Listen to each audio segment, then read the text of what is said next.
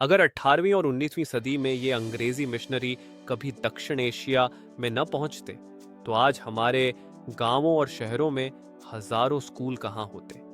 लड़कियां और पिछड़ी जातियों के बच्चे शिक्षा कैसे पाते। अस्पतालों में आधुनिक चिकित्सा और सर्जरी का इलाज कौन उपलब्ध कराता। सती प्रथा, बाल विवाह, विधवा विवाह जैसी सामाजिक कुरीतियों को चुनौती देने वाला कौन होता। क्या ये मिशनरी सिर्फ बाइबल बांटने और धर्म परिवर्तन के लिए आए थे, या उन्होंने सच सच में लाखों करोड़ों जिंदगियों को रोशनी दी।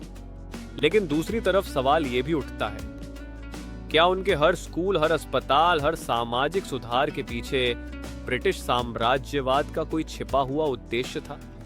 क्या ये काम ब्रिटिश राज को मजबूत करने का माध्यम बने, या फिर ये वो लोग थे जिन्होंने भारतीय समाज की जड़ों को हिलाकर नई सोच पैदा की।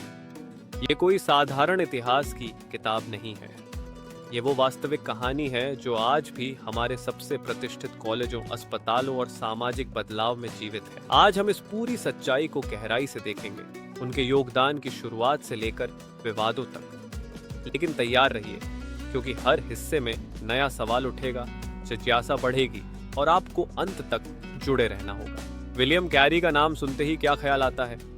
एक साधारण जूते बनाने वाला व्यक्ति जो 1793 में बंगाल पहुंचा। ईस्ट इंडिया कंपनी मिशनरियों को पसंद नहीं करती थी, लेकिन कैरी ने सेरामपुर में डेनिश क्षेत्र में काम शुरू किया। उन्होंने गरीब बच्चों के लिए पहला बड़ा स्कूल खोला, हिंदू, मुस्लिम, दलित सबके लिए। पढ़ाई के साथ लेखन, हिसाब और ईसाई धर्म सिखाया। लेकिन उनका काम सिर्फ शिक्षा तक सीमित नहीं रहा। उन्होंने सती प्रथा के खिलाफ जोरदार अभियान चलाया, विधवा विवाह का समर्थन किया और बंगाली में बाइबल का अनुवाद किया। कई इतिहासकार उन्हें आधुनिक मिशनों का पिता कहते हैं। उन्होंने सेरामपुर कॉलेज की नींव रखी, जो भारत का पहला डिग्री देने वाला विश्वविद्यालय बना। ब्रिटानिका और विकिपीडिया के अनुसार कैरी ने 41 साल भारत में बिताए, बाइबल को दर्जनों भारतीय भाषाओं में अनुवाद किया और सामाजिक सुधार में महत्वपूर्ण भूमिका निभाई। क्या आप सोच सकते हैं कि अगर कैरी जैसे लोग ना आते, तो क्या आज भी सती प्रथा जारी होती, या लड़कियों की शिक्षा का सपना अधूरा रहता? ये सवाल दिल को छूता है। अब अलेक्जेंडर डफ की बारी आती है। 1830 में स्कॉटलैंड से आए डॉ ने कलकत्ता में अंग्रेजी माध्यम से उच्च शिक्षा की शुरुआत की। उनका विचार था कि हिंदू धर्म की जड़ों पर हमला करने के लिए सिर्फ प्रचार नहीं, बल्कि आधुनिक शिक्षा जरूरी है। उन्होंने पश्चिमी विज्ञान, दर्शन और नैतिकता पढ़ाई और बाइबल को शामिल किया। राजा राम मोहन राय ने भी उनका समर्थन किया। शुरू में सिर्फ 5 छात्र थे, लेकिन जल्दी ही 300 हो गए। डफ के स्कूल ने 1835 में कलकत्ता मेडिकल कॉलेज की नींव रखने में मदद की, पश्चिमी चिकित्सा पर आधारित।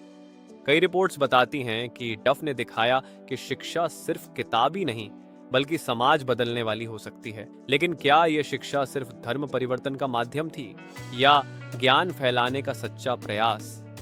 डफ ने उच्च शिक्षा को भारतीयों तक पहुंचाया, जो बाद में भारतीय राष्ट्रीय आंदोलन के नेताओं को तैयार करने में सहायक बनी। मिशनरियों ने स्कूलों का एक विशाल नेटवर्क बनाया।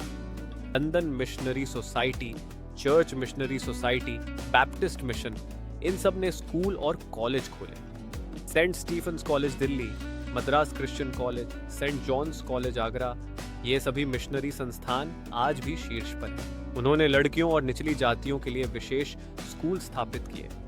एक रिपोर्ट में लिखा है कि मिशनरियों ने आदिवासी क्षेत्रों में शिक्षा को सामाजिक बदलाव का द्वार बनाया।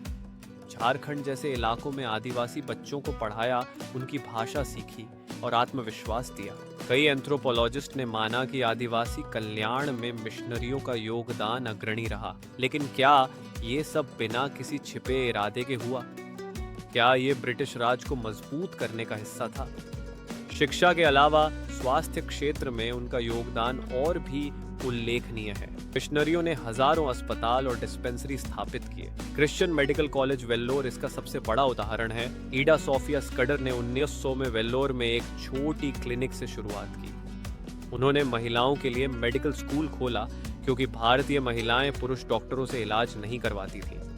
1918 में union missionary medical school for women शुरू हुआ, जो बाद में सीएमसी वेल्लोर बना। आज यह भारत के सबसे प्रतिष्ठित मेडिकल संस्थानों में से एक है। Cardiothoracic surgery, neurosurgery, kidney transplant जैसी सुविधाएं यहां से शुरू हुई। रिपोर्ट्स बताती हैं कि 19वीं सदी के अंत में मिशनरियों ने डॉक्टर और नर्स भेजे और ग्रामीण क्षेत्रों में स्वास्थ्य सेवा पहुंचाई। अस्पतालों ने सिर्फ इलाज नहीं किया, बल्कि स्वच्छता, पोषण और स्वास्थ्य शिक्षा भी दी। दक्षिण एशिया में मेडिकल फील्ड में क्रिश्चियन प्रभाव बहुत मजबूत रहा।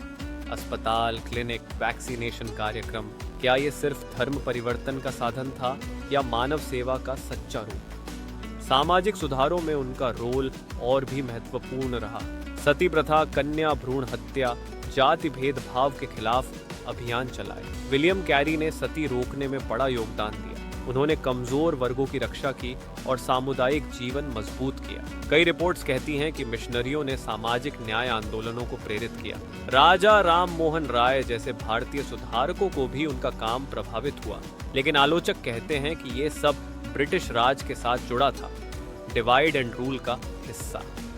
कुछ इतिहासकारों का मानना है कि मिशनरियों ने भारतीय समाज को कमजोर किया, धर्म परिवर्तन के नाम पर। एक किताब में लिखा है कि मिशनरियों ने सामुदायिक संरचना तोड़ी। क्या ये सही है?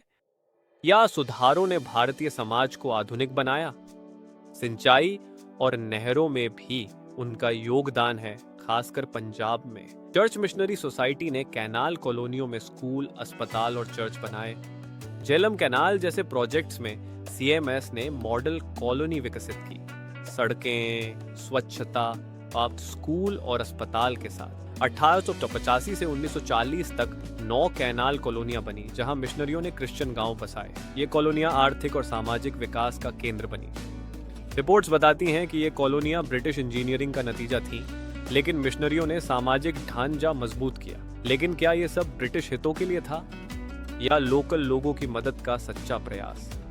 मिशनरियों के काम ने दक्षिण एशिया को पूरी तरह बदल दिया। शिक्षा को आम लोगों तक पहुंचाया, स्वास्थ्य सुविधाएं बढ़ाई, सामाजिक कुरीतियां रोकी। आज भी उनके संस्थान चल रहे हैं, लाखों छात्र पढ़ते हैं, मरीज इलाज पाते हैं। लेकिन विवाद भी हैं। कुछ कहते हैं कि ये साम्राज्यवाद का हिस्सा था। क्या ये अच्छाई और बुराई का मिश्रण था या योगदान ज्यादा महत्वपूर्ण है? दोस्तों, ये कहानी हमें सोचने पर मजबूर करती है। मिशनरियों ने क्या दिया और क्या लिया? अगर ये वीडियो पसंद आई तो लाइक करें, शेयर करें और सब्सक्राइब जरूर करें। कमेंट में बताएं आपके अनुसार मिशनरियों के योगदान को कैसे देखना चाहिए। अगली वीडियो में मिलते हैं। धन्यवाद।